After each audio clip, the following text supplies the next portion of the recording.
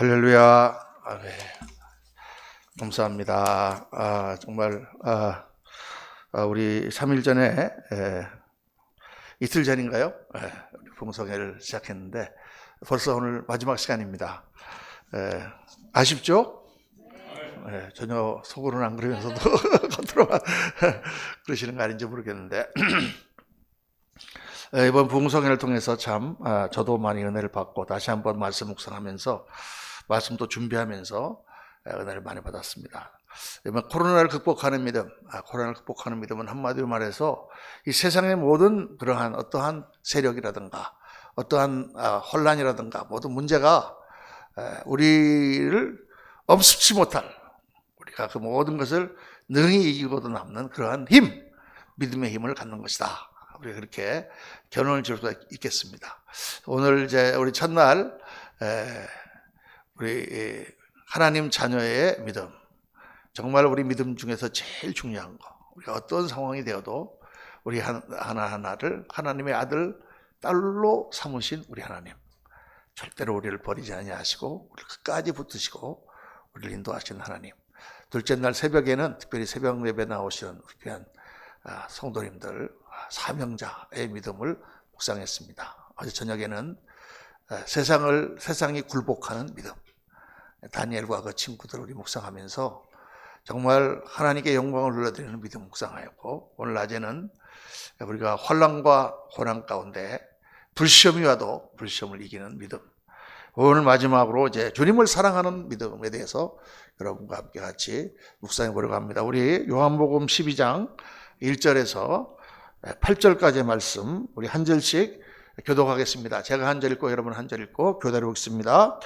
6월절 엿새 전에 예수께서 베다니에 이르시니 이곳은 예수께서 죽은 자 가운데서 살리신 나사로가 있는 곳이라.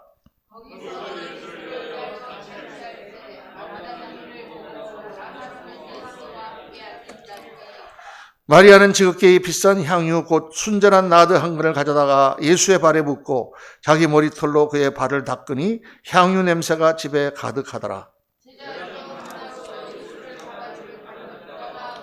이 향유를 어찌하여 300데나리온에 팔아 가난한 자들에게 주지 아니하였느냐 하니,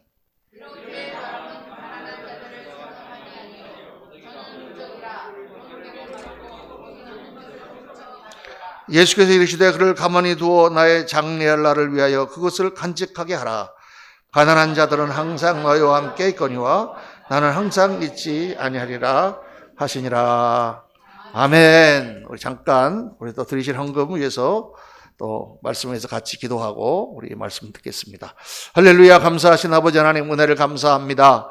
정말 주의 은혜 가운데 시작된 우리 2020년 온라인 부흥성회, 또 우리 많은 성도님들이 참석하고 많은 분들이 세계 각지에서 이 부흥에 온라인으로 참여한 가운데 아버지 하나님 이렇게 정말 아름답게 오늘 마지막 시간을 맞았습니다.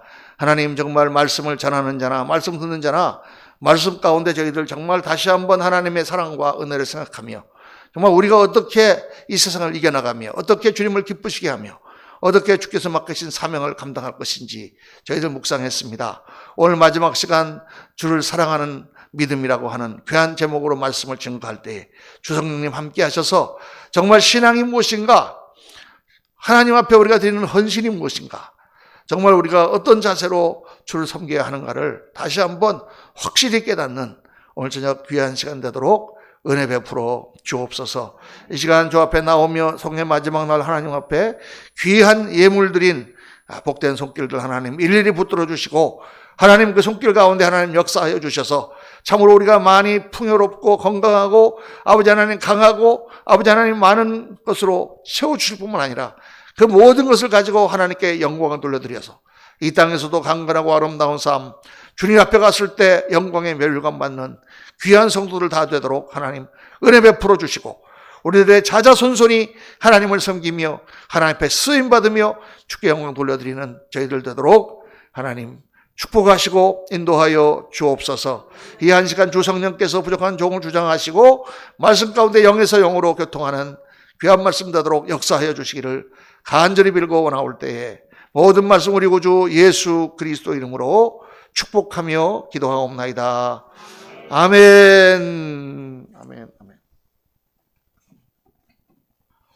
할렐루야. 이제 물 한 잔 마시고 하겠습니다. 죄송합니다. 여기 옆에 좀 이런 건 놓고 여기 그렇게 있어야 되는데 우리가 워낙 작게 이렇게 예배당 것을 시작해서 강대상도 조그맣게 만들었어요. 그랬더니 이제 좀 자리가 넓어지니까 조금 불편한 감이 있습니다. 오늘 마지막 시간 말씀은 예수님을 사랑하는 믿음, 주님을 사랑하는 믿음이라는 제목입니다. 하나님은 어떤 사람들을 쓰시는가? 하나님은 어떤 사람과 함께 일하시는가? 하나님은 왜 사람을 쓰시는가? 참 중요한 문제입니다. 하나님께서는 혼자 일하시지 않아요. 이 온 우주를 창조하실 때 하나님께서 우리를 사용하셨습니까? 그렇지 않습니다. 하나님은 홀로 이 우주를 창조하시고 하나님은 홀로 이 온 우주를 약간 울리는 것 같은데 온 우주를 하나님께서는 홀로 주관하시고 창조하시고 계획대로 진행하시는 하나님이세요. 거기에 대해서는 전혀 이론의 여지가 없습니다. 그런데 성경에 나오는 하나님의 구원 역사, 하나님께서 천국을 만드는 역사를 진행하시는 데는 반드시 사람을 사용하신단 말이에요. 이게 굉장히 중요한 원리입니다, 여러분. 이런 말씀을 설교하는 목사님이 별로 없어요. 왜냐하면 사람과 함께 하나님 일하신다 그러면 괜히 하나님의 전능하심을 이렇게 깎아내리는 것 같은 그런 기분이 들잖아요. 그 칼빈주의 특별히 장로교에서는 모든 것이 하나님 예정하셔갖고 하나님이 홀로 다 주관하시는데 인간의 노력은 아무것도 없다 이렇게 강조를 해야 되는데 하나님이 우리와 함께 일하신다. 그러면 인간의 노력으로 우리가 뭔가를 하는 건가 이렇게 생각이 든다 그 말이에요. 그런데 성경은 그렇지 않습니다. 성경은 고린도전서 3장 7절에 우리는 하나님의 동역자라 그랬어요. 동역자라는 말은 coworker, 같이 일하는 사람, 요즘 말로 말하면 파트너, 한국말로 쉽게 얘기하면 동업자라는 뜻이에요. 하나님이 우리를 동업자로 삼으셨어요. 왜? 우리가 없으면 하나님이 일을 못하시기 때문에가 아니고 우리를 참여시키시기를 원하시기 때문에. 할렐루야. 하나님은 하나님 나라를 이루시는 이 천국의 역사에 우리를 참여시키시기를 원하신단 말이에요. 우리가 없으면 우리 때문에 더 일이 더뎌. 우리 때문에 더 골치가 아파. 그럼에도 불구하고 오래 참으시며 우리 같은 사람을 하나님은 참여시키셔서 그 나라를 이루기를 원하세요. 그래서 그 나라 가운데 우리가 영광을 받기를 원하세요. 그게 하나님의 뜻이에요, 여러분. 그러니까 우리가 어제 저녁에 묵상한 말씀처럼 우리가 생명을 받고 은혜를 받고 정말 그렇게 해서 우리가 하나님 자녀가 된 건 너무 감사하지만 그것으로 끝나서는 안 되고 하나님 앞에 쓰임받는 사람이 되어야 될 줄로 믿습니다. 하나님이 같이 일하고 싶은 사람. 여러분, 제가 이렇게 우리 성도님들이 많은데 이 중에 누구랑 같이 일하고 싶을까요? 가끔 가다 한번 교회 나오는 사람. 이 교회 나오긴 나오는데 뺀질뺀질하게 교회 나오는 사람. 3. 정말 자기 마음을 다해갖고 열심히 헌신하며 이러는 사람. 누구랑 같이 일하고 싶을까요? 너무 답이 쉽잖아. 3번. 어떤 사람이건 다 마찬가지예요. 회사의 사장님이 어떤 직원하고 같이 일하고 싶을까요? 3번이에요. 1번하고 같이 일하기 원하는 사람은 아무도 없습니다.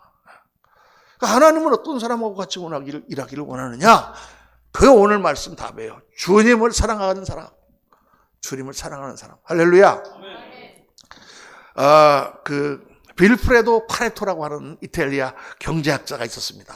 이 빌프레도 파레토라고 하는 사람이 경제학자니까 무슨 경제 연구를 하다가 어느 날 놀라운 사실을 발견했어요. 그게 뭐냐면 이탈리아에 있는 땅을 다 조사를 해보니까 땅 전체 면적 중에 80%를 20%의 사람이 다 소유하고 있는 거예요. 부자들이 다 땅을 차지하고 있어. 가난한 사람들은 다 월세 살고 땅을 차지하는 사람이 없어. 20% 사람이 80%의 땅을 차지하고 있더라. 그래갖고 놀라갖고 조사를 해보니까 대부분의 다른 모든 분야도 대부분의 일들이 80%의 모든 일을 20%의 사람이 다 한다는 사실을 발견한 거예요. 그래서 이걸 파레토의 법칙이라고 해갖고 논문을 냈어. 이렇게 계산을 해보니까 20% 세일즈맨이 보험을 하는데 20% 세일즈맨이 80%의 보험을 파는 거예요.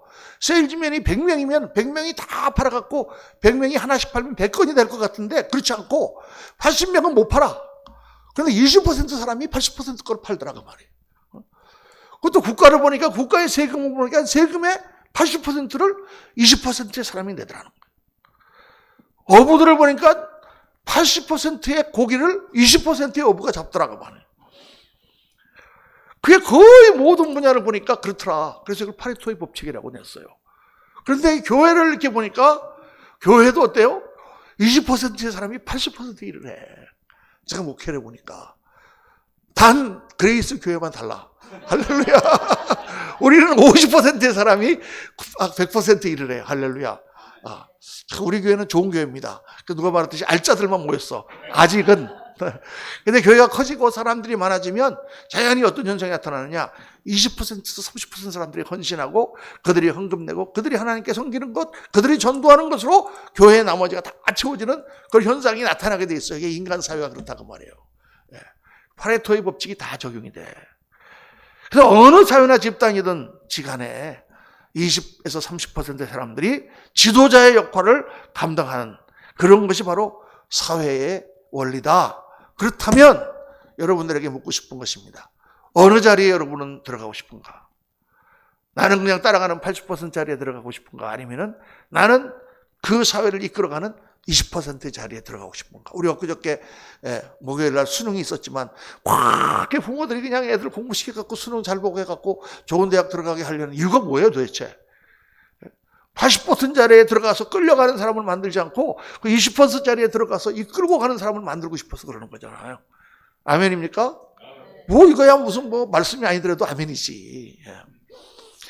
그러니까 우리가 신앙생활을 할 때도 신앙의 우등생이 돼야 될 거 아니에요. 신앙의 지도자가 되고 교회에서 끌고 가는 사람이 되어야지 끌려가는 사람이 되면 안 된다 그 말이에요.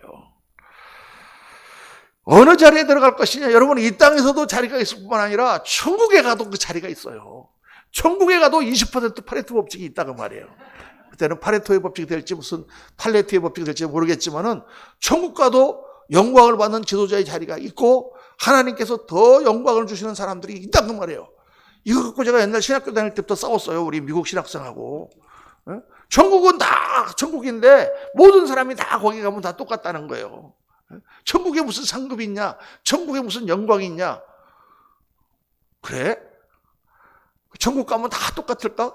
그럼 여기서 막 순교하고 여기서 선교 나가고 그 고생하면서 하나님 나라를 위해서 일하는 사람하고 맨날 뺀질뺀질하게 교회나 다니는 사람하고 천국 가면 똑같을까? 내 성경을 보니까 안 그래. 성경을 보니까 고린도 전서 15장에 부활에 대해서 말씀하시면서 뭐라고 말씀하세요? 해의 영광이 다르고 달의 영광이 다르고 별의 영광이 다른데 별과 별의 영광이 다르다 그랬어요.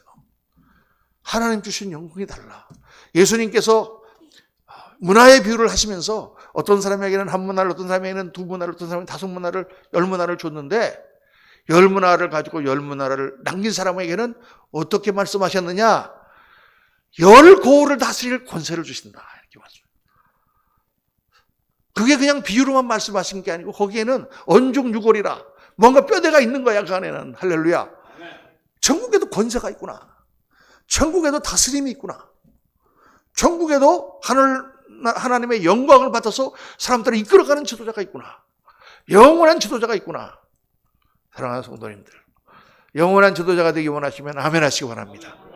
그러니까 이 땅에서 하나님께 헌신하고 이 땅에서 하나님을 기쁘시게 하는 사람을 하나님께서는 이 땅에서 귀하게 쓰실 뿐만 아니라 천국에 가서도 영광을 받아서 하나님의 그 나라의 지도자가 되고 사람들을 이끌고 가는 사람이 된다고 말해요. 그러니까 얼마나 좋은 거야 이게. 그런데 하나님은 어떤 사람을 쓰시는가? 첫째, 하나님은 많은 사람을 쓰시지 않습니다. 하나님은 소수의 사람을 쓰세요. 근데 그 소수의 사람은 어떤 사람이냐?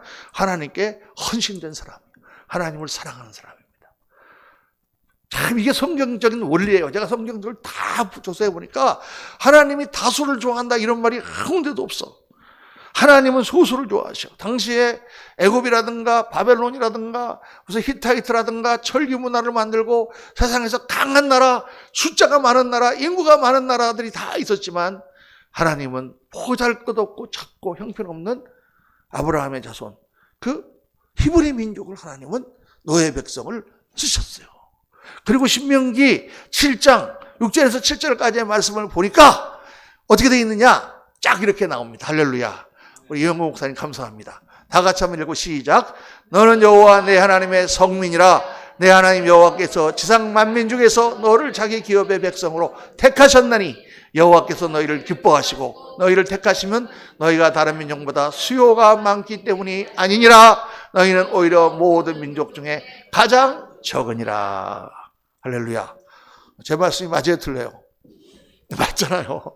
하나님 말씀하셨어요. 내가 너희를 여호와의 하나님의 성민으로 거룩한 백성으로 뽑으셨는데 지상 만민 중에서 많은 민족들이 있는 가운데서 하나님 기업의 백성으로 택하셨는데 그거는 너희가 다른 사람보다 수요가 많기 때문이 아니라 너희는 모든 사람 중에 가장 수요가 적은, 가장 형편없는, 가장 약한 그런 민족이다. 이렇게 말씀하셨어요. 그러고 보니까 성경에 하나님은 많은 수를 택하시잖아요. 여러분 잘 아는 우리 기드온의 300용사 얘기가 있잖아요. 적군이 13만 5천 명이 몰려왔어요.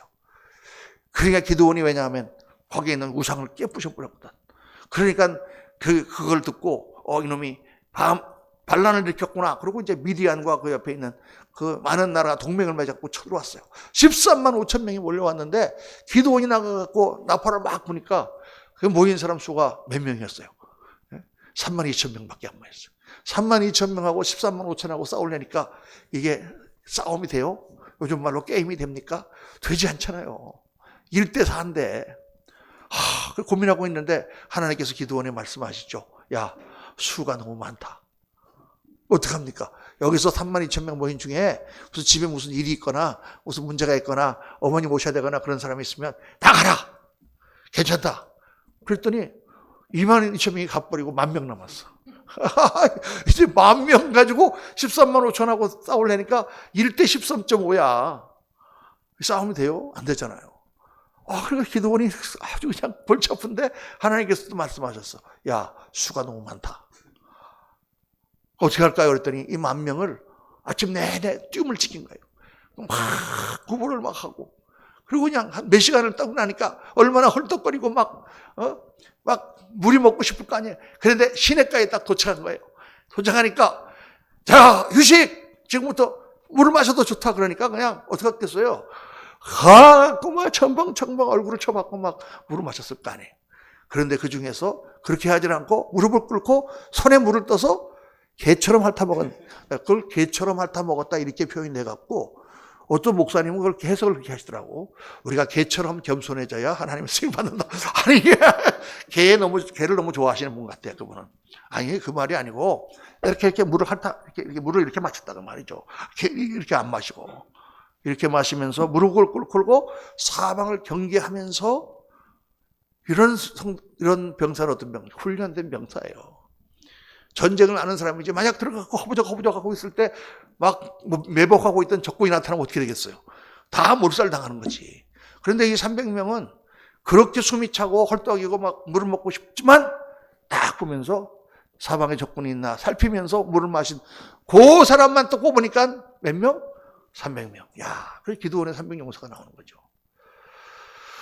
그 300명의 용사가 힘을 합하고 단결해서 딱 지시한 대로 가서 꽹과리를 깨면서 화가리를 깨고 꽹과리를 치면서 13만 5천 명을 물리치는 역사가 나타.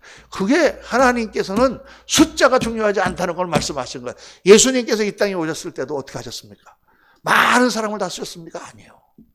그 중에서 뽑아서 12명의 제자를 뽑았는데 그 중에 한 사람은 배반한 가룟 유다죠. 그럼에도 불구하고 하나님 그대로 뽑으시고 또 따르는 70명 제자가 있었고 또 마지막까지 남아서 기도하는 120문도가 있었어요. 그 사람들이 전 세계를 변화시키고 로마 제국을 복음화시키는 위대한 하나님의 사람들이에요. 야, 참 성경은 놀랍습니다. 그래서 천국은 마치 이와 같더니 천국은 작은 겨자씨 하나와 같다. 천국은 마치 누룩과 같다. 누룩 하나가 들어가서 큰 밀가루 서마를 다 변화시키는 거다. 한 사람. 여러분과 제가 바로 그 12제자와 같은 그런 주님의 제자, 주님을 사랑하는 그 한 사람, 하나님이 쓰시는 사람이 되어야 될 줄로 믿습니다. 그 한 사람이 중요한 거예요. 그러니까 예수님은 하나님은 많은 사람을 원하지 않고 어떤 사람을 원하느냐? 헌신된 소수의 사람. 하나님은 우리랑 같이 일을 하기 원하시는데, 하나님 나라를 세우기 원하시는데 반드시 우리의 헌신을 받아서 일을 하세요. 우리가 하나님께 드리는 헌신을 하나님 기뻐 받으시고 그걸 재료로 쓰신단 말이에요. 하나님이 재료가 없으시면 일을 못 하셔서 그러는 게 아니단 말이에요. 제가 지금 계속 반복해서 말씀하지만, 어린아이가 뭐 아빠가 큰일을 하려고 지금 하고 있는데 애가 와갖고 자기 돈 1,000원짜리 있는 거를 아빠 이거 좀 쓰세요 하고 준다 그래봐요. 그러면은 그거 작은 것 같지만 그걸 보고 너무 기뻐가지고, 그렇죠. 그걸 바치는 그 아들이 너무 어린 아들이 기쁘잖아. 그런 마음으로 하나님을 쓰신단 말이에요. 그래서 아브라함 얘기를 제가 자꾸 하지만은 예수 그리스도라고 하는 독생자를 보내기 전에 아브라함이라고 하는 그 목자, 유목민의 그 백세에 난 아들을 하나님이 받으신단 말이에요. 그 아들은 죽지 않았지만 죽은 것 같은 아들이죠, 하나님께. 그 아들을 받고 예수님 보낸단 말이에요. 예수님께서 이 땅에 오실 때 동정녀 마리아의 몸에서 태어났잖아요, 여러분. 근데 그걸 가만히 보세요. 동정녀 마리아한테 그냥 예수님이 툭툭 생긴 게 아니야. 어느 날 마리아라고 하는, 나사렛에 있는 마리아라고 하는 그 동네에 가브리엘 천사가 나타나서 마리아와 대화를 합니다. 마리아야, 지극히 높으신 이 영광이 내게 임하시면 너에게 아들이 있을 것이다. 나는 남자를 알지 못하는데, 나는 지금 요셉과 정혼했는데 내가 지금 임신을 하면 어떻게 됩니까? 그런데 하나님의 능력이 너에게 임하시지, 하나님은 능치 못할 일이 없다. 네 친족 엘리자벳을 봐라.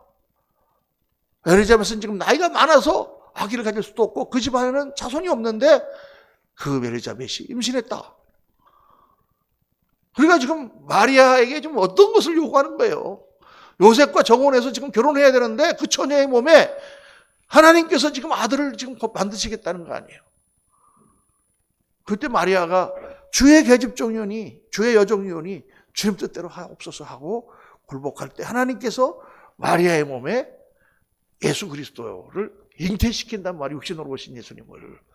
그리고 그것으로 끝납니까? 또 요셉에게 또 나타나잖아요. 요셉이 마리아가 어디로 갔어? 엘리자벳한테 갔어. 정말 그 일이 사실인가 하고. 가보니까 엘리자벳이 정말 임신했거든요. 아, 정말 하나님이 역사하셨구나. 자기 배가 불러오는 거야. 그리고 돌아왔더니 나사렛에 있던 요셉이 보니까 얘가 어디 유대 쪽으로 가갖고 어디 갔다 오더니 임신을 갖고 왔어. 여러분, 그거 어떻게 생각하겠어요? 어디 갑자기 휴가 갔다 오더니 자기 약혼녀가 임신을 갖고 왔어. 아, 그래갖고, 얼마나 실망했겠습니까? 조용히 끊자. 또 이게 소문내가지고 또 우리 사랑하는 마리아가 그것 때문에 참 고통도 가는 것도 너무 안타깝고. 조용히 끊자. 정말 요셉은 착한 사람이죠. 조용히 끊으려고 생각을 하고 있는데 그 밤에 천사가 나타났어.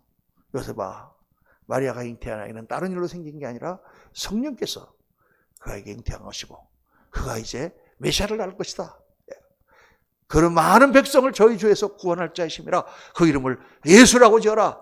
예수, 여호수아, 여호와는 구원이시다 라는 이름을 지어라. 다 그걸 받고 인간적인 생각으로는 믿어지지 않지만 요셉은 담하게 마리아를 데리고 옵니다. 자기 아내를 삼고. 요셉의 믿음이 훌륭하죠, 여러분. 마리아를 정말 믿고 하나님을 정말 믿은 거예요. 그래서 예수 그리스도가 이 땅에 태어나셨단 말이에요. 하나님께서 독생자 예수 그리스도를 통하여 육신을 입고 이 땅에 오는 그 일까지도 혼자 하신 것이 아니라 그 마리아와 요셉의 헌신을 받으시고 그들과 함께 그 일을 이루셨다. 할렐루야. 이게 성경 말씀이에요. 그래서 하나님 우리를 동역자라고 하시는 거예요.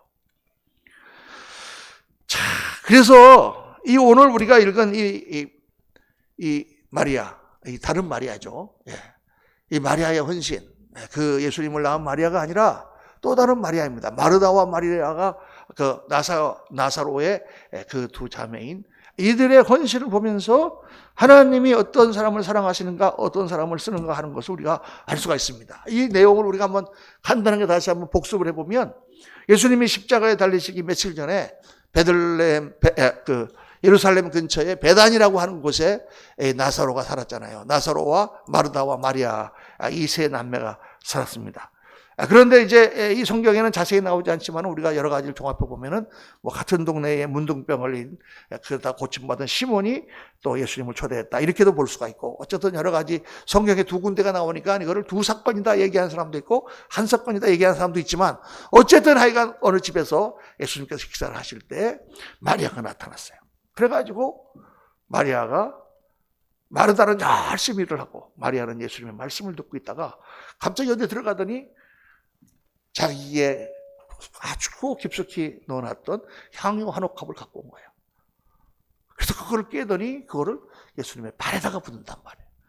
그러니까 이 향유라고 하는 것은 지금 우리는 뭐 잘 이해가 못하지만 그 당시 이스라엘 사람들에게는 이게 여인들에게 가장 중요한, 정말 화장할 때 바르는 것이요, 혼숙감이요, 그리고 또 시신에도 발라서 방부제를 하는 그런 아주 비싼 향유입니다. 비싼 향유. 얼마나 비싸냐? 그 한 옥합이 돈이 얼마라고요? 300데나리온이라 그랬어요. 300데나리온. 300데나리온인데 한 데나리온이 하루 한 사람의 품삯입니다. 그럼 우리가 어디 나가서 일하면 하루에 얼마 받죠? 10만 원? 많이 받으시네. 아무리 그거 하더라도 한 5만 원은 받잖아요. 5만 원이라고 쳐도 300데나리온이면 1,500만 원짜리라고 말이에요. 1,500만 원짜리. 그 하나에. 그 뭐 무슨 루이비통이 붙었는지 뭐가 붙었는지 모르겠는데, 하여간 그 한 옥합이 1,500만 원 되는 그런 비싼 건데, 그거를 깨가지고 그거를 어디다 부었다고? 예수님 발에다 부었단 말입니다. 발은 이스라엘 사람들이 가장 더럽게 생각하는 곳이에요. 발은. 왜냐하면 그 당시는 다 지금처럼 이런 신발이 아니라 샌들을 신고 다녔거든. 슬리퍼 같은 샌들을. 그러니까 샌들을 신고 그 당시에는 포장이 돼 있었을까요? 안 돼 있었을까요? 안 돼 있지. 그러니까 먼지가 나는 데를 이렇게 막 계속 걸으니까 집에 들어오면 발이 새까맣죠. 발이 새까매지는데 이스라엘 사람들은 다 신발을 벗고 마루에 올라가서 밥을 먹고 거기서 잔단 말이에요. 그 마루에 올라가기 전에 발을 반드시 씻어야 되는 거야. 그러니까 그때 가장 천한 종이, 집에 있는 종들 중에서 제일 천한 종이 대에다 물을 떠다가 손님하고 그 주인의 발을 아주 씻어가지고 닦아주면은 올라가는 게 관습이었다고 말이에요. 그러니까 발은 제일 더러운 것이고 그러는 것인데, 그 발을 갖다가 1,500만 원이나 되는 향유를 갖다가 부어갖고 그 발을 씻어? 이해가 안 되는 거죠, 이게. 이해가 될 수가 없는 거죠. 그러니까 제자들이 그걸 보고 붕괴했다 그랬어요. 아니, 저 향유를 왜 저 발에다가 부어? 여러분 지금 한번 생각해 보세요. 누가, 뭐 샤넬 5 같은 그런 향수를 갖다가 미국 갔다 오면서 비행기에서 사가지고, 그거 하나 가지고 뭐 그냥 거의 10만 원 가까이 되는 향수가 있는데, 그걸 조금 찍찍찍 뿌려갖고 이렇게 해야 되는데, 갑자기 발에다가 확 부어가지고, 말이 안 되는 얘기잖아. 그죠? 그러니까 다 붕괴했는데, 그 중에서 제일 붕괴한 사람이 누구였느냐? 가룟 유다라 그랬어요. 가룟 유다가 그걸 보고 화가 나서, 저걸 팔아가지고 가난한 사람한테 줬으면은, 몇 명을 먹일 수 있었을 텐데, 1,000명은 먹일 수가 있었을 텐데 말이야. 저걸 이렇게 발에 부어서 허비하느냐라고 이야기했다. 그래서 가룟 유다가 그 사건이 있고 난 다음에 바로 제사장들한테 합니다. 예수를 팔아야 되겠다. 왜? 자기가 예수를 따라다니면서 많은 기적도 보고 예수님 말씀도 듣고 은혜를 받았는데, 오늘 보니까 이 사람은 민족 해방자가 아니야. 오늘 보니까 왜? 예수님이 그 발 붓는 걸 보고 말려야 되는데 말리기는커녕 칭찬했거든. 잘했다. 그리고 뭐라 그랬어요? 복음이 전파되는 곳에는 다 이 여자의 행한 일도 전파될 것이다. 이러니까 가룟 유다는 이해가 안 가는 거예요. 이런 사람이 무슨 어떻게 우리 이스라엘을 해방시켜서 로마로부터 우리를 구원하는 그런 구원자가 될 것인가. 실망했다. 그리고 가서 바로 신고를 해버리는 거예요. 배반하는 거예요, 여러분. 민중해방, 사람들을 이렇게 무슨 물질이라든가 억압으로부터 구원하기 위하여 그렇게 해방하는 사람들이 다 예수의 배반자가 되는 이유가 바로 거기 있습니다. 이거 굉장히 중요한 거야. 인본주의적인 예수냐, 정말 하나님 앞에 신본주의적인 예수냐, 이 차이가 바로 여기 있는 것이에요. 오늘 분명히 여러분 깨달아야 됩니다.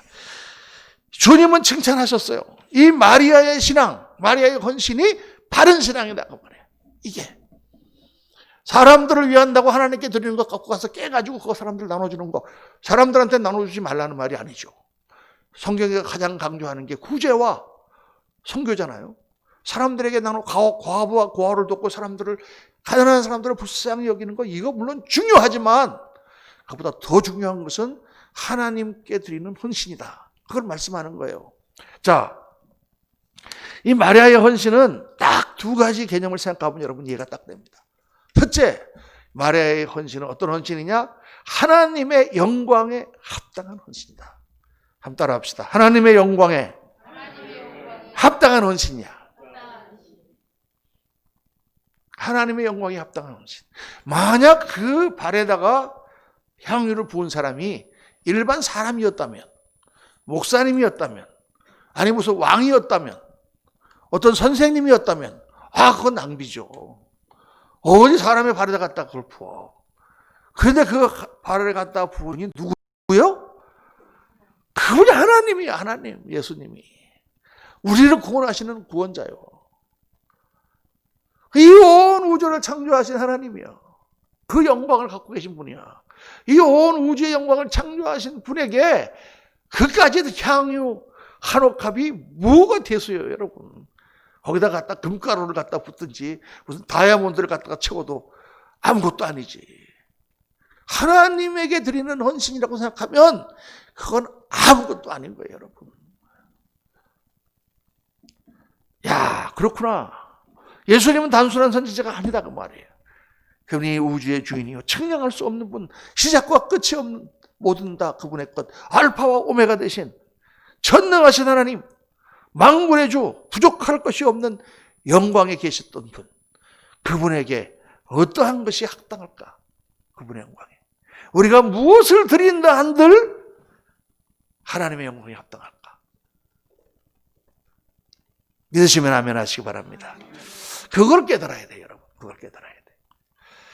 그러니까 하나님께서 천한 육신을 입고 이 땅에 오셔서 우리 인간을 대표하여 우리의 모든 죄를 다 사셨잖아요. 그분이 오셔서 우리의 모든 죄를 지고 째찌게 맞으시고 침뱉음을 당하시고 뺨을 맞으시고 뻘거벗겨서 십자가에 달리셨잖아요. 그래서 우리를 구원하셨잖아요. 그렇게 그 하나님의 존귀하신 예수 그리스도께서 나를 위하여 그렇게 하셨는데 거기에다 뭐를 드린들 그것이 아까우며 그것이 낭비가 될 수 있냐고 말이에요. 마리아는 그걸 아는 것입니다. 마리아는 이분이 어떤 분인지를 아신 겁니다. 마리아는 나사로 자기 오빠를 살린 그 예수님을 보면서 이분은 바로 생명이로구나. 주님 말씀하시죠. 나는 부활이요 생명이니 나를 믿는 자는 죽어도 살겠고 살아서 나를 믿는 자는 영원히 죽지 아니하리라. 너희가 그것을 믿느냐? 마리아는 믿었다 그 말이에요. 그러니까 그분에게 생명보다 더 중요한 그분에게 향유 한 옥합 깨서 드리는 것은 아무것도 아니었다고 말해요. 사랑하는 성도님들, 예수 그리스도는 우리의 생명이신 줄로 믿습니다. 예수님이 없으면, 하나님이 안 계시면 우리 인간은요 아무것도 아닌 존재예요. 우리는 잠깐 있다가 사라지는 개똥벌레예요. 개똥벌레 아시죠? 밤에 이렇게 보면은 반짝반짝하면서 이렇게 숲 같은 데 가면은 깜빡 하는 개똥벌레가 있어요. 잠깐 비쳤다가 사라졌다가 하면서 하루 지나면 다 죽어. 그거와 우리 인간이 뭐가 다르냐? 이 우주에 우리는 개똥벌레예요. 이 우주를 보고 탁 보면 지구상에서 반짝반짝 하다가 조금 있으면 다 사라지는 거야. 그러니까 하나님이 없는 인간은 어떤 존재예요? 이 세상에서 그냥 동물이야, 동물. 머리가 좀 좋은 동물. 하나님이 있기 때문에 우리 그 영광을 받은 인간이 하나님의 형상으로 지어졌고 하나님과 같이 존귀한 존재며 아무리 이 땅에서 거지로 살아도 하나님께서 고귀하게 계시는 존재가 되잖아요, 여러분. 하나님이 안 계시면 우리 인간은 존재 가치조차 없어.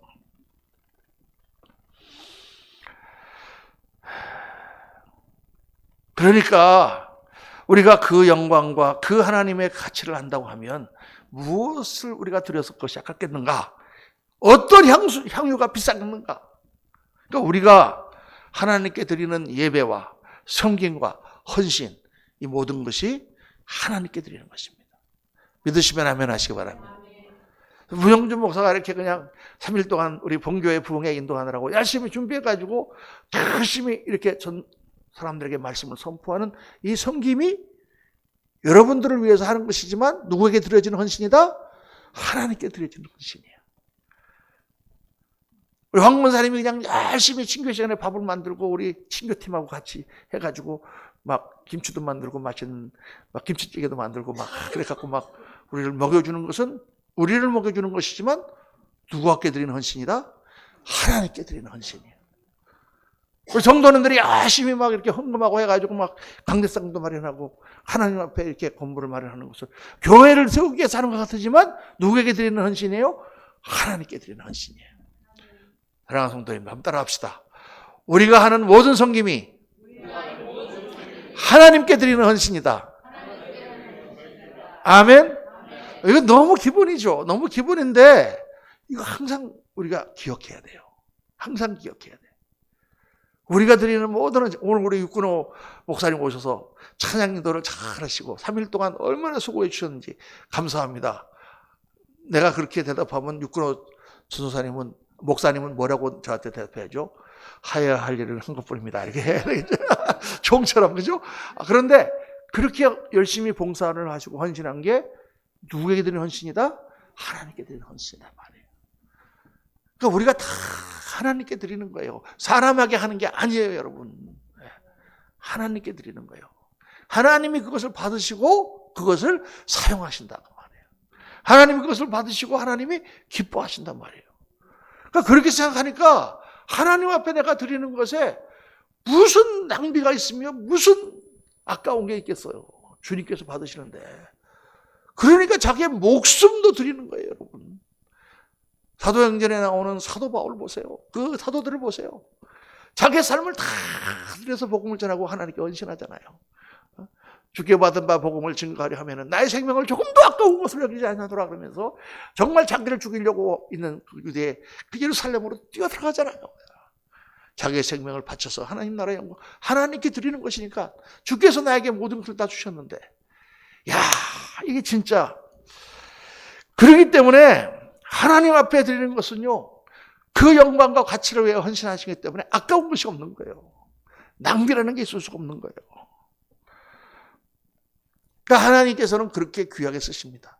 우리가 생각할 때는 뭐 저런 식으로 꼭 하나님을 섬긴다고 저렇게까지 할 필요가 없을까? 그런데 하나님은 그렇지 않으세요.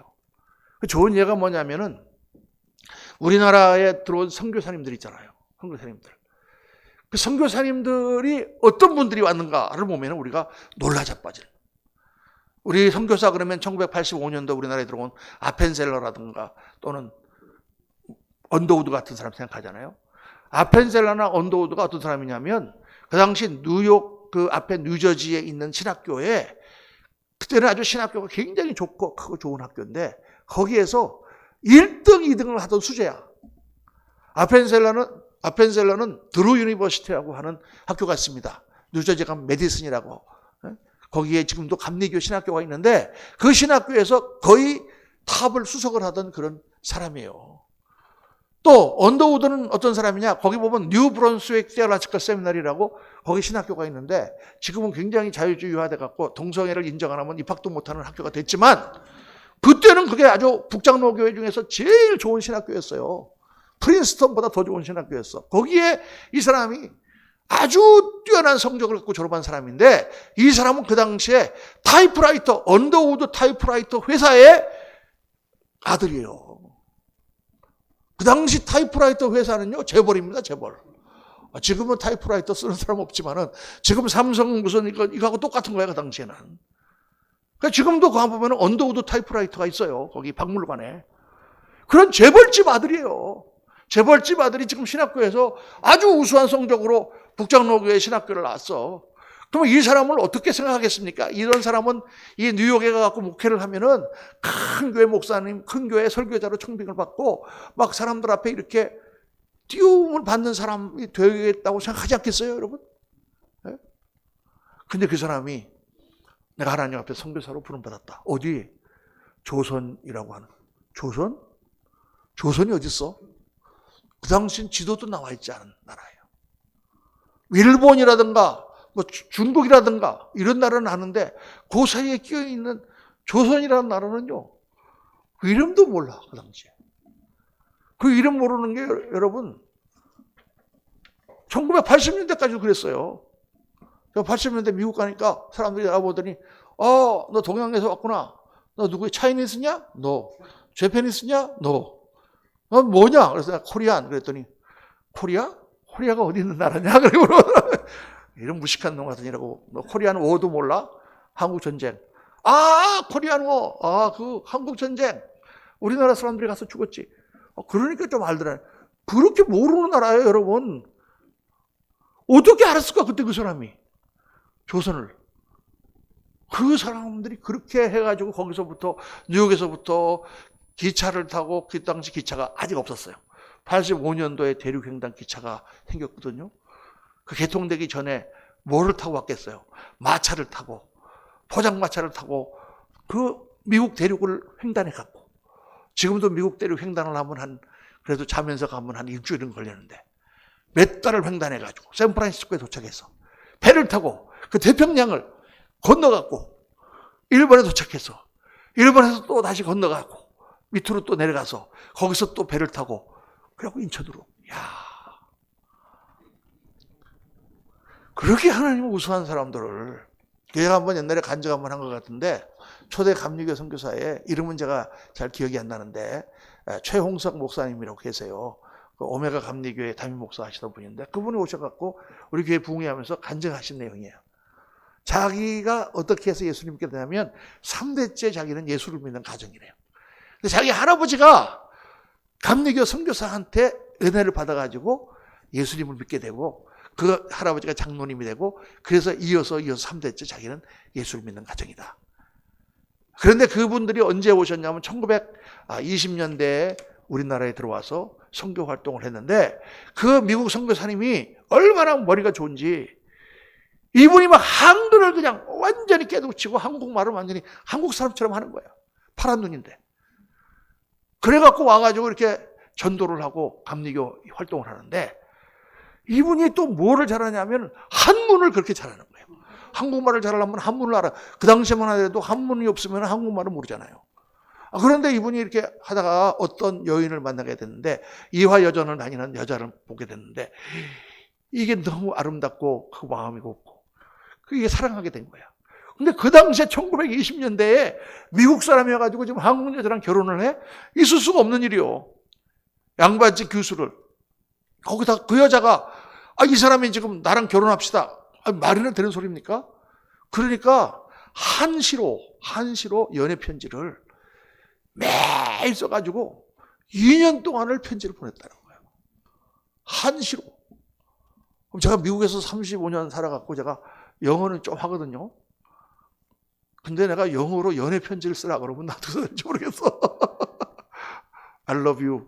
뭐 딱 한마디 쓰고 You love me? 딱 한마디. 그 다음에 뭘 써야 돼? 아니 한시로 미국 사람이 와가지고 한시로 이걸 써갖고 연애 편지를 이런 사람이란 말이에요. 그 사람이 해가지고 2년 동안을 보내니까 10번 찍어 안 넘어가는 나무 없다. 여자들은 그렇대요. 여자들은 어떤 사람이라도 줄기차게 2년 3년을 자기를 구애하면 그런 생각이 든다는 거예요. 그래 나를 이만큼 사랑해 주는 사람이 있을까? 그래갖고 결혼을 해서 그게 우리나라의 첫 번째 국제 결혼이에요. 역사책에 나오는 겁니다, 이거. 그래갖고 이제 활동을 했는데 한 20년쯤 활동하다가 1940년대에 되니까 일제가 외국 선교사들 다 내쫓았잖아요. 전쟁을 일으키면서. 그래갖고 쫓겨나가지고 40년대에 저기 펜실베니아에 있는 선교사 학교로 간 거예요. 그래갖고 거기서 이제 사시는 거예요. 펜실베니아 가면 블랙스톤이라고 하는 데가 있는데 거기는 선교사님들만 모여 사는 동네가 있어. 그런 데 가갖고 사시는데 최영석 목사님 이제 나이가 많으셔갖고 미국에 한번 오셔가지고 자기 할아버지가 전도받았던 그 선교사님을 아직도 살아계신다는 얘기를 듣고 만나보러 간 거예요.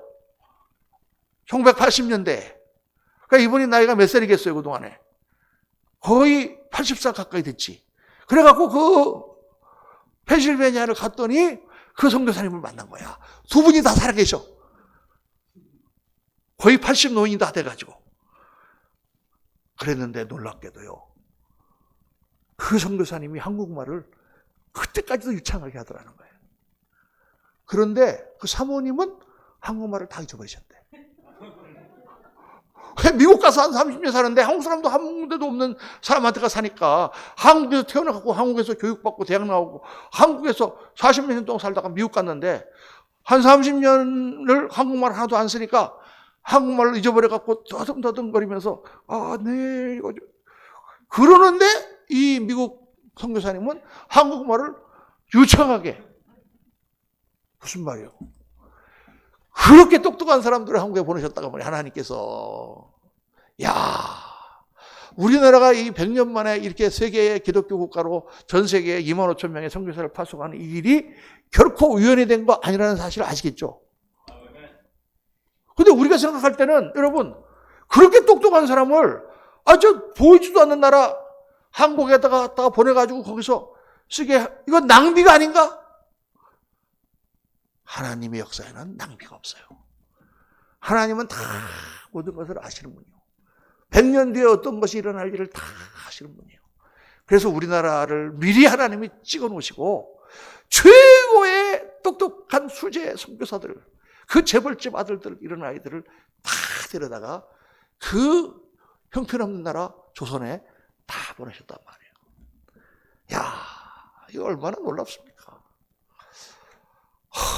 제가 이제 그 신학교 다니면서 그때 책을 많이 선교사님들의 책을 읽었는데 그 선교사님들이 뭐 장로교 선교사님들 그 당시에 쓴 기록들이 많이 있어요. 그런 책을 읽어보면은 그 당시에 한국에는요 너무 사람들이 못 살았어.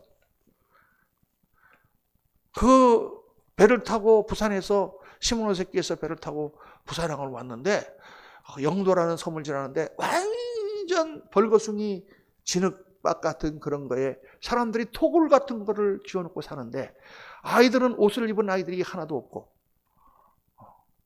그리고 생각해보니까 옛날에 우리 아이들은 밑에를 안 입었어. 위에만 입고 살았잖아. 그죠? 밑에를 입어도 가운데가 뚫어지는 것을 입고 살았어.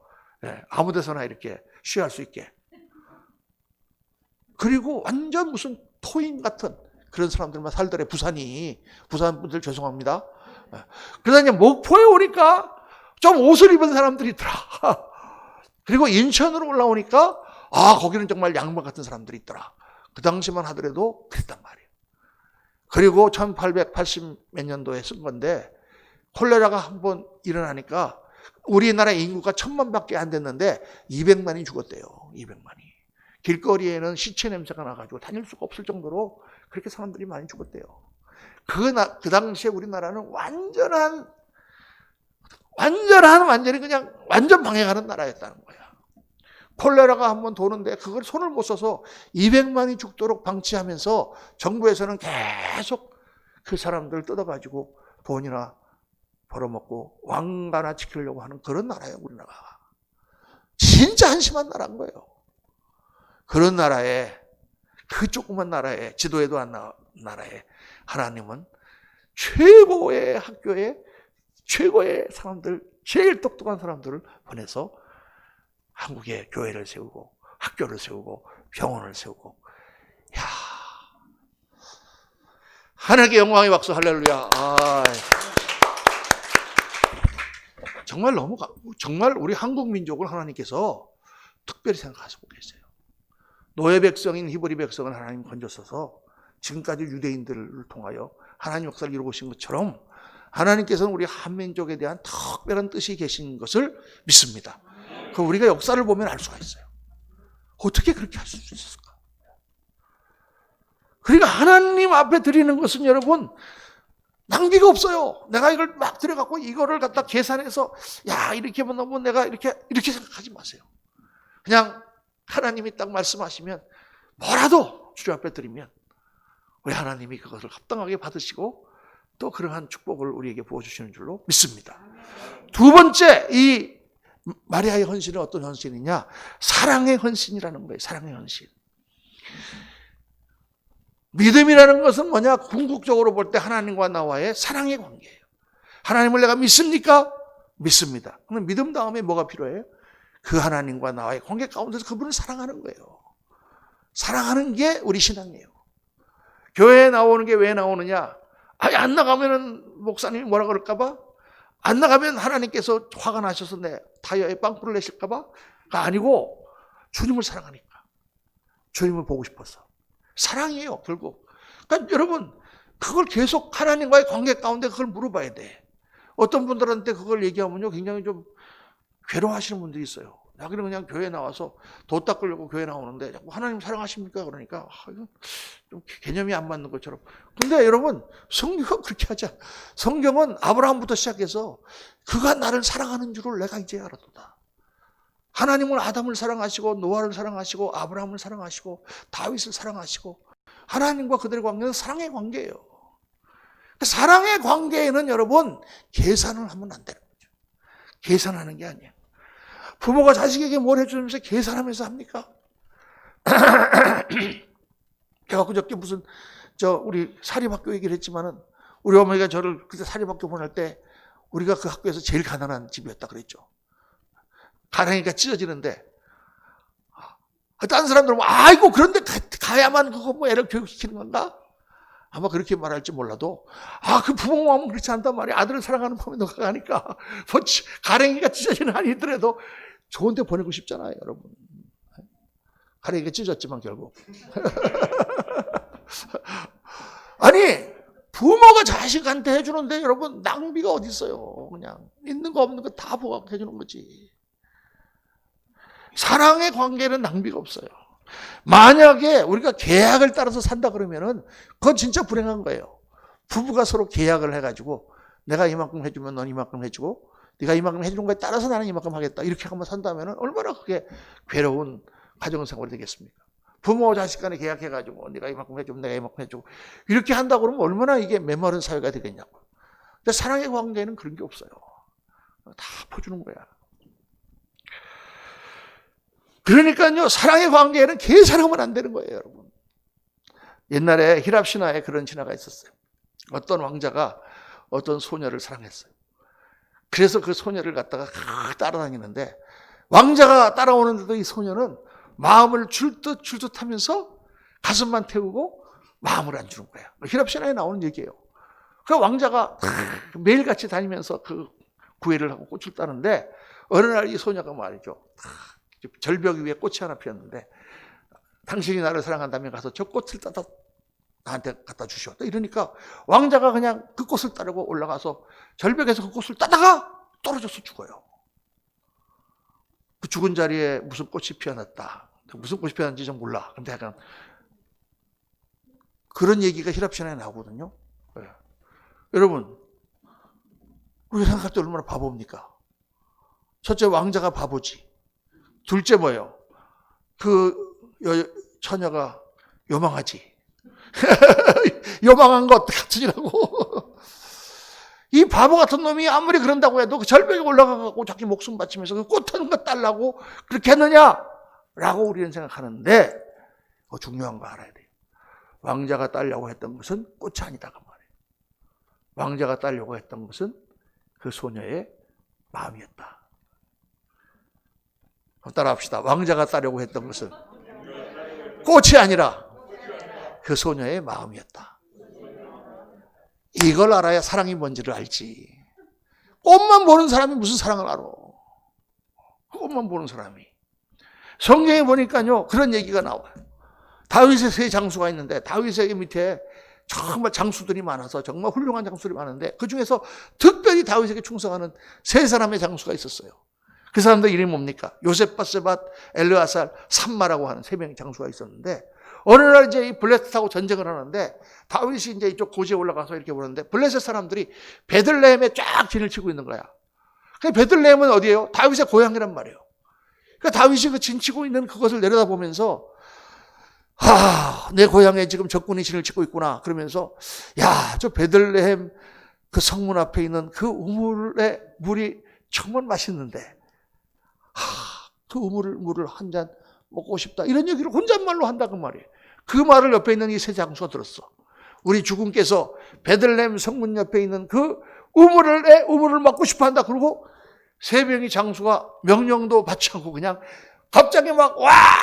그래갖고 쳐들어가니까 막 놀래갖고 막 비켰을 거 아니에요. 이 사람들이 갑자기 무슨 일인가 갑자기 지금은 전쟁할 때도 아닌데 막 가더니 가서 베들레헴에 물을 딱 떠다가 다시 또 막 해갖고 돌아갔어. 임금님이 이 물을 마시고 싶다 해서 떠났습니다. 다윗이 막 깜짝 놀랐어요. 누가 이거 떠오라 그랬어. 하마터면 이 물 한 그릇 때문에 어떻게? 물 한 그릇 때문에 이 중요한 세 장수의 목숨을 잃을 뻔했잖아요. 그래서 다윗이 그 물을 마시지 않고 여호와의 전에 갔다가 부어드렸다. 그런 얘기가 성경에 나오지 않습니까? 바보짓이지 우리가 생각할 때. 아니 그 물 한 그릇 뜨려고 지금 세 명의 장수가 거기 가서 목숨을 잃었다 그러면 어떻게 할 뻔했어요. 그런데 한번 따라합시다. 이들이 뜨려고 했던 것은 물이 아니라 다윗의 마음이었다. 이게 중요한 거예요. 이들이 들어간 게 물이 아니라 그 말이에요. 그 물을 먹고 싶어하는 다윗 왕, 우리 임금님, 우리의 형제, 우리의 왕, 그분이 물을 먹고 싶어하는구나. 목숨 걸고 가서 그 물을 떠다가 드렸다 그 말이에요. 여러분, 그게 사랑이에요. 그게 충성이고 그게 하나님께 드리는 것입니다. 마리아가 향유를 갖다가 예수님의 발에 부은 것은 예수님을 사랑했기 때문이에요. 그분이 하나님이신 걸 알았을 뿐만 아니라 그분을 사랑했기 때문에 향유가 아니라 목숨도 아깝지 않은 거예요.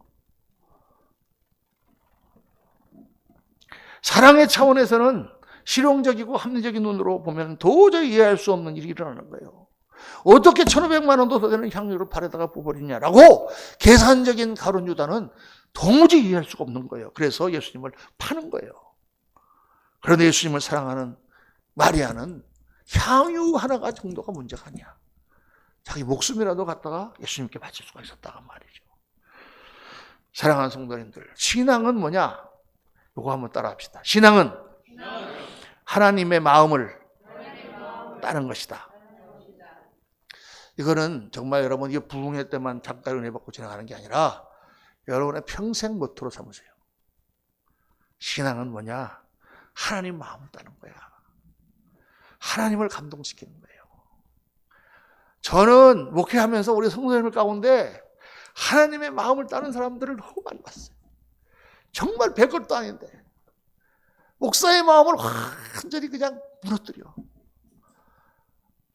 한번 이거 얘기했는데 얘기해도 또 할래요. 우리 형제 중에 정천석이라는 형제가 있었어요. 우리 장로님은 만석이지만 그 친구는 만석이 아니라 천석이야.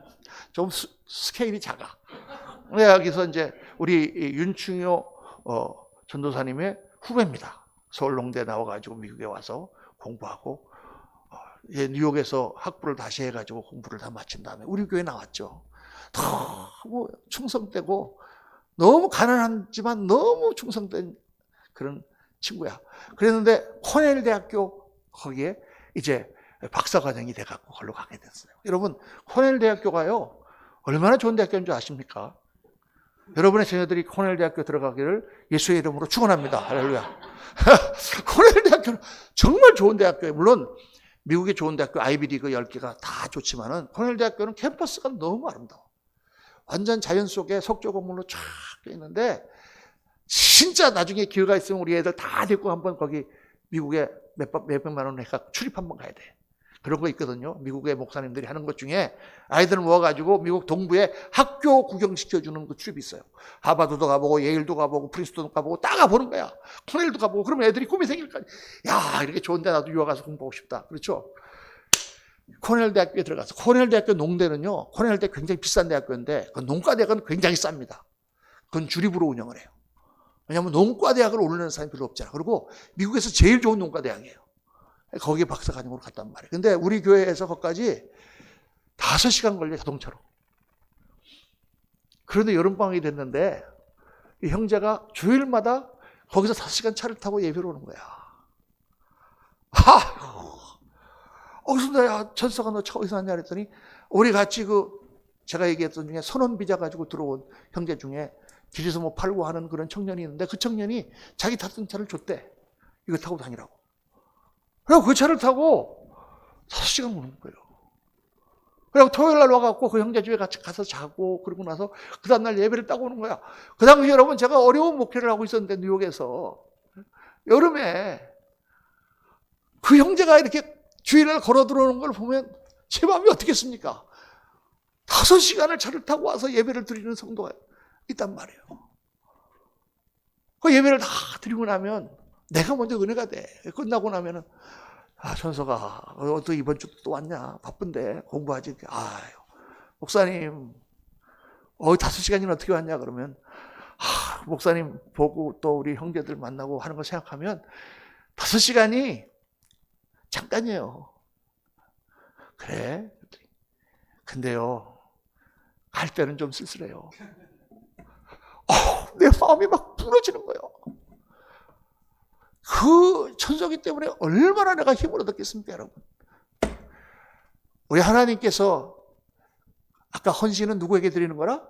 하나님께 드리는 거단 말이에요. 하나님께서 그 천석이를 보고 계시죠. 놀랍게 하나님 앞에 쓰임을 받는 종이 되었습니다. 여러분, 그렇게 하는 성도들이 있다고 말이에요, 하나님 앞에. 우리가 생각할 때는 그건 낭비잖아. 무슨 5시간을 예배 드리려고 오냐. 아이고. 그게 제가 부흥회 가면 자랑이었어요, 항상. 여러분, 우리 교회는 미국에서 작은 교회지만 나는 5시간을 자동차 타고 예배 드리러 오는 성도가 있습니다. 여러분 있어요? 없지. 하나님 앞에 하나님을 사랑하고 정말 하나님 앞에 드리는 사람은 낭비가 없습니다. 하나님의 마음을 따는 것이 신앙이다. 우리의 중심을 보시는 하나님, 하나님이 뭐가 부족하세요? 뭐가 부족해서 우리로부터 헌신을 받기를 원하십니까? 부족한 것이 없는 영혼 가운데 거하시는 하나님은 그 마음을 우리를 보기를 원하시고 하나님의 마음을 감동시키는 자들을 하나님은 사용하세요. 우리 성도님들 하나님의 마음을 감동시키시기를 주의 이름으로 축원합니다. 그 다음에 또 하나 중요한 것은 뭐냐면 항상 기회가 있는 것은 아니다. 이게 중요해요. 한번 따라 합시다. 항상 기회가 있는 것이 아니다. 하나님이 아무나 부르시지도 않지만 항상 부르시는 것도 아니에요. 하나님이 부르실 그때에 아멘하고 가는 거지. 다윗이 지금 물이 먹고 싶다 할 그때 가서 물을 빌어다가 다윗에게 주는 거지. 그러고 나서 한 2년 지났다가 갑자기 베들레헴 물 떠갖고 가서 우리 2년 전에 저 왕께서 이거 물 먹고 싶다고 그랬는데 여러분 그게 소용이 있습니까? 그때가 중요해요. 때가 하나님이 부르실 그때. 항상 기회가 있는 게 아니다 그 말이에요. 저희 돌아가신 우리 아버지께서 늘 옛날에 그 말씀하셨어요. 풍수지탄이라는 말이 있다. 바람 풍자에 나무 숫자. 나무의 탄식이야. 뭐냐? 바람이 불 때는 바람이 막 귀찮은 것 같았는데 이제는 바람이 없어지니까 내가 흔들고 싶어도 바람이 없구나 라는 탄식이다라는 뜻이에요. 그게 무슨 뜻이냐? 부모님을 효도를 해야 되는데 살아계실 때 효도를 해야 되는데 철이 들어갖고 효도를 하려고 생각하니 부모님이 가시고 없구나. 그 뜻이에요. 그 풍수지탄이. 그걸 제가 이렇게 나중에 생각해 보니까 저건 그렇구나. 정말 우리가 때가 있구나. 그 때를 놓치고 나면 나중에는 하고 싶어도 못하는 거예요. 건강이 있을 때 주로 섬겨야지. 다 건강을 잃고 난 다음 인생을 허비한 다음 하나님을 섬기고자 하되 몸이 움직이질 않는데 어떻게 섬겨. 내가 뭐가 있을 때 하나님께 드려야 되는데 나중에 다 없어진 다음에 하나님께 드리고 싶은데 드릴 게 없으니 뭘로 드려. 정말 이게 중요한 것이죠. 하나님 앞에. 하나님 앞에 드리는 헌신, 사랑의 헌신, 그 영광에 합당한 헌신은 계산이 없고 낭비가 없고 정말 마음을 따는 것이다 사랑하는 성도님들, 그냥 하루하루 신앙생활 하지 마시고 이번 부흥성회를 통해서 제가 이 말씀은 평생 우리 가슴에 갖고 있어야 돼요. 내가 힘이 있을 때, 하나님 나를 부르실 때, 하나님 나를 오라고 하실 때, 하나님 나를 사용하려고 할 그때에 내가 마음껏 하나님께 드리고 하나님 앞에 더 크게 쓰임받고 정말 하나님의 마음을 감동시키는 그런 귀한 종들 되어서 보리 추수하던 그 늦봄에 그 먼지 나는 곳에 얼음 냉수 같은 그런 성도로 하나님을 기쁘시게 함으로 하나님 앞에 귀하게 쓰임받고 영원한 영광 가운데 들어가시는 저와 여러분 다 되시기를 예수님의 이름으로 축원합니다. 우리 한번 이 시간 같이 통성으로 같이 한번 기도하겠는데, 여러분 우리가 간절히 기도할 때에 정말 하나님이 무엇이 부족해서 우리와 같은 자의 헌신을 받으십니까? 하나님이 무엇이 부족해서 우리와 같이 일하기를 원하십니까? 정말 하나님이 무엇이 부족해서 우리들의 사랑을 받기를 원하십니까? 우리를 너무나 사랑하시기 때문에, 우리를 동참시키시기 원하시기 때문에, 우리를 영광의 자리로 올려주시기 원하시기 때문에 하나님 우리를 애타게 부르고 계신데, 우리는 쓰잘데없는 것에 우리의 시간과 모든 노력을 다 하면서 정말 하나님을 기쁘시게 하지 않는 그런 우리들이 아닙니까? 이 시간 우리 한번 하나님께 다시 한번 우리 삶을 내려놓고 주님을 사랑합니다. 정말 주님 앞에 나의 삶을 아름답고 멋있게 드리기를 원합니다. 하나님이 우리에게 부어주실 축복은 말로 다 할 수가 없습니다, 여러분. 여러분의 상상을 100배, 1000배 초월하는 그러한 영광을 우리에게 주시기를 원하시는데, 우리는 영의 눈이 어두워서 그저 오늘 하루 살아가는 거 그거에 만족하고 살아가고 있지 않습니까? 이 시간에 한번 우리 주여 한번 부르짖고 하나님 앞에 같이 기도하면서 주님 앞에 새롭게 나가기를 원합니다. 다 같이 주여 한번 부르고 통성으로 기도합니다.